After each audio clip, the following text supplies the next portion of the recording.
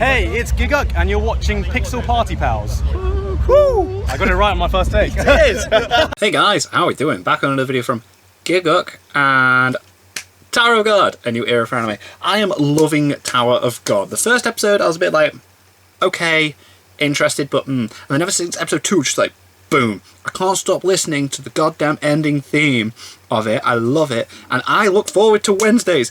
Every Wednesday, Tower of God, I'm like, ah! So I'm so glad Giguk has done a video about this now. Let's see what he has to say about this, shall we? We all have our origin stories about how we came to discover anime and find out we love these animations that came from Japan. But I'm sure for many of you, anime isn't the only medium you've become a fan of, and might not even be the only foreign medium you've come to love. For me, some of my fondest childhood memories growing up was whenever I'd go to my cousin's house and he'd put on different martial arts films that we would end up spending all night watching. Cool. Bruce Lee, Jackie Hell Chan, yeah, Jet Bruce Li, Lee I grew up in a lot of vibes. these OG Hong Kong martial arts flicks, and this love remained as we grew older, where he would continue to show me films like Kung Fu Hustle, mate, The Kung Raid, Fu Hustle, The Hitman, Raid. Killzone SPL. So of course when I became the anime and manga fan that I did, my natural instincts was to see if there were any titles that were reminiscent to these types of movies. And through this search I discovered Definitely found two some. series, Veritas and The Breaker. To this day, these are two of my favourite martial arts-based manga that Never I've found. heard of these. Not only was the art on par or greater than the best of any Shonen Jump action series you can find, Whoa. but it damn near ticked every box I was looking for, from insane fights, the perfect underdog story, and a setting focused on the underground world of martial arts that was surprisingly Gosh, that looks far less common amazing. than I thought it would be in the world of anime. Whoa. But there was something strange about them.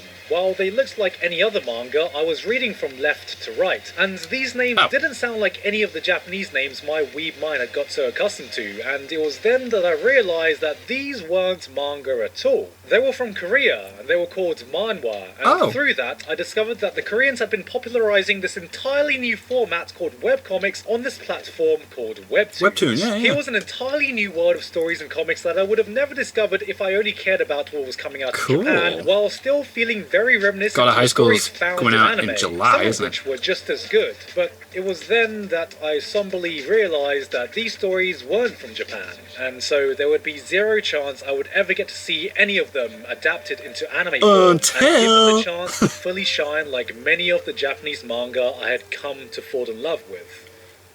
Or at least, that's what I thought, until now. Yeah.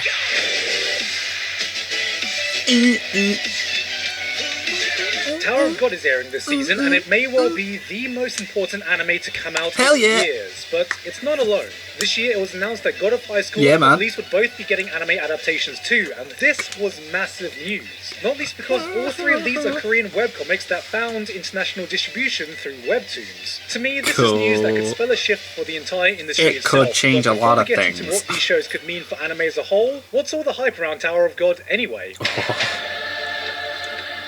This season, Tower of God has not only filled the heavy role of being one of the only shows that hasn't been indefinitely delayed, Yeah, but there it's is also that. coming in as a contender for the new hype shonen action series, and so far has done a pretty damn good It's so job. good. The main premise revolves I love around it. this almighty tower that can apparently grant whatever wish or desire Just or gotta get to the top. something to people who can successfully climb it. Exactly what's at the top of the tower is left kind of vague, as it's only really there to give the characters some sort of motivation to ascend. Yeah. As the story progresses, the ultimate goal of reaching the top of the tower becomes less and less important, because what really shines about the series is the world building, Oh the my fights, God, and yes, the the people, characters. yep. The tower is less of a structure and more like an entire world in and of itself. does seem like a Each floor has world, its own yeah, I don't dynamics, understand it. rules, social structure, and sometimes even ecosystem. We are thrown headfirst into this massive world, but you're only ever shown one tiny bit at a time. There's no hand-holding where a character just immediately dumps the entire history of everything you need to know Which on your I lap. love. You are left to discover the world with the protagonist. We learn You it hear as it bits about goes the history, along. the geography, the political structure, and piece by piece this slowly builds up your understanding of the tower as a whole, and as the pieces start connecting, it evolves into this grand story. You really get a sense just by watching the first few episodes that you're standing at the base of this enormous mountain and you're There's just seeing so a tiny much glimpse of the more entire to thing. see, And yeah. I love that feeling. The feeling that you're not just seeing this generic world being made up as the story progresses, but you're stepping into a pre-existing one with centuries of history and lore that was constructed before the story was even started. It's one of those series where you watch 2 episodes and you think, yeah, I could see this being a 300 episode kind of deal, and I feel a similar level of thought has been put into the power systems and fights because it's intrinsically tied to the mechanics of the world. And what really enables it to shine is the various tests on every floor. To ascend, participants have to pass various tests which can range from simple death battles I like to how more they're elaborate different mind games. every time, But as yeah. we learn more about the power systems, the tactics behind passing a test becomes more intricate. There are always several layers behind every action taken, and this is especially true when it's constricted behind the rules of whatever test they are taking. The action in the anime might not be as flashy or well animated as something like a Ufotable or Bones adaptation, Oh, yeah, but I think definitely. the writing behind it more than makes up for it, and I think that's the same reason why, despite the early art of the webcomic being lackluster at times, it still manages to really engage you. Oh, and there's also this bloke called Kevin Penking who did the soundtrack to The Maiden music Abyss and Shield is Hero, who's so doing the music here, good. and I mean, I guess he's kind of doing a good job or something. I don't know. I don't really know the guy or anything. Am I a mate or a friend? You're a cunt, that's what you do. I think he might be Australian. While this is a Korean webcomic, you can feel the influences of some of the best Shonen Jump action series. because you definitely get the has same got some grand Japanese sense of influence, world building like you do from something like One Piece, while the fights and tests are structured way more reminiscent to something like Hunter x Hunter. I knew it had potential It to does stand have up with Hunter the x Shonen Hunter feel, man. It competitors really when I switched does, on yeah. An episode and after 5 minutes the episode ends, and then you look at your clock and you're like, wait, what the fuck do you mean that was 20 minutes? If there was a weak point, for me it lies with the main character, because he suffers from a severe case of stupidly ignorant main protagonist syndrome. Wait a minute. Bam suffers from being that generic, naive, That's nice guy amazing. protagonist without the same charm you see in a lot of similar cases. A huge issue I had when trying to get invested in the webcomics was that he was just so much more boring compared to literally Everything everyone around else, him. yeah. Because without spoiling, there are a lot of interesting characters with various compelling motivations who get good development over the course of the story, and compared to that, it was really hard for me to invest in Bam as a character and how the plot revolved around him. Thankfully, it does get better, deeper in the story, but my god, does it take a while. But you know what? All this is fine, because we all know Rak is the real main character. He's anyway. so good. All in all, I see love Tower him. of God being a welcome addition to the show. I thought he was gonna be annoying, My biggest worry is but I that love this him. anime will barely scratch the surface of the full story. This isn't a quick, disposable one-season kind of story. There are 400 plus Yeah, chapters there's only for a 12 reason, episodes and in with this the anime first season, only man. confirmed for 13 episodes, it's hardly going to make a dent. To put this in perspective, the webcomic is split into seasons. Season 1 is around 70 chapters, and that's basically just the prologue. Wow. Yes, the prologue. With 13 episodes, either a lot of things are going to be cut out, or we're going to have an anime that stops halfway through the start of this tale. Oh, For wow. me, it didn't start to hit a stride until Season 2. It took me a week to slog through Season 1, and then Season 2 hit, and I just casually read 100 chapters in a day. Oh, So, God, take that yeah. as you will. If it does manage to reach some of its full potential, though, do I think it's a series that could pave the way for a new era of Webtoons anime? Absolutely. Yeah. Cool. Webtoon anime. I mean, God of High School is interesting. High School Noblesse represents is an evolution for anime. I am definitely going to watch these, This could be a considering how one-time thing, but a Tower of God has continuing impressed me. partnership I am between definitely going to be Crunchyroll watching and these. Webtoons. What this means is that Webtoons could be a new, consistent platform where we find material for anime. And More I people think are that's a definitely gonna big go there step now, for aren't they? medium. To be clear, there was already one Webtoons adaptation of Noblesse, but that was limited to a one-episode OVA and nothing close to the fully serialized adaptations we are getting now. And these weren't some no-name in-house studio adapting them either. Tower of God was being done by Telecom Animation Film, God of High School was being handled by Studio Mappa, and Production IG was doing Noblesse. This was massive. When it comes to foreign source material in anime, it's not an idea that's entirely alien, but from what I could find, these were limited to two basic categories. Either it was something from classic literature like The Count of Monte Cristo, Romeo and Juliet, Alice in Wonderland, and anything from World Masterpiece Theatre, or it was an addition to an already established pre-existing franchise All the like the X-Men Marvel stuff, yeah. Madhouse adaptations, or a video game tie-in like Halo or Mass Effect. Getting I an like the adaptation Halo of an ones. original Halo story Legends was outside of cool. Japan is almost unheard of. The closest thing I see is Chinese animation sometimes getting a Japanese broadcast, or series like Freezing and Radiant, which had authors from Radiant Korea is and so France good. respectively, Oh but my both God, at yes. least I had hope there's a physical season 3. publications in Japan. Please Not only give me a is season Webtoons 3. an international platform, but compared to a medium like manga, webcomics is a very, very young medium, but has slowly been gaining insane popularity over the past decade.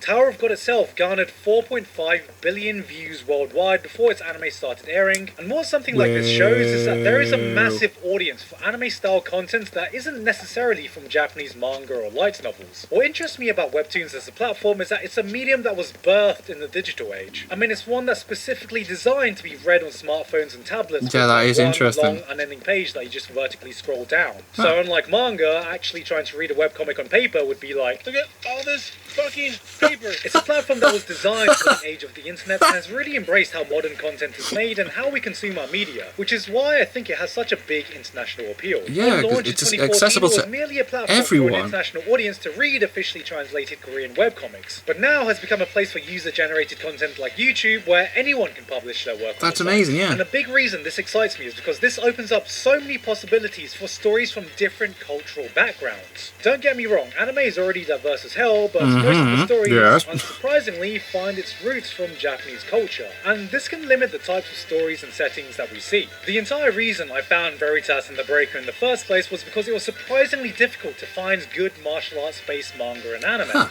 You'd think the crazy world of martial arts combined with the shonen battle formula is pretty much a match made in heaven, but there's only really a handful of titles to pick from, so it was hard to find exactly what I was looking for, yet it was exceedingly easy to find when it came to Korean and Chinese comics because there are so many. What I'm trying to say is part of the appeal I found from getting into webcomics, manhwa or donghua is that it still felt like I was watching anime while being refreshing enough to not fall into some of the same cultural cliches we've gotten so used to, because hell, they all have their own cliches. To be clear, I don't expect Webtoons to take over as the primary source of source material, but like how we saw the rise of light novel adaptations in the mid-2000s, international webcomics could become an additional avenue for anime adaptations because the audience is there and it's getting very, very popular. To me, Webtoons isn't the perfect platform. I think the lack of an editorial backbone makes it a lot harder to find good titles, and the best on there still can't compete with the best of what we can find in manga just yet, but it's still a very young platform, and the fact that we are getting Wait to see what's coming, man. opens so many doors. Because this isn't just limited to Webtoons either. There are plenty of other titles like Solo Leveling, which is another Korean webcomic that is so popular right now. that is getting insanely popular, and if it ever got an anime adaptation, would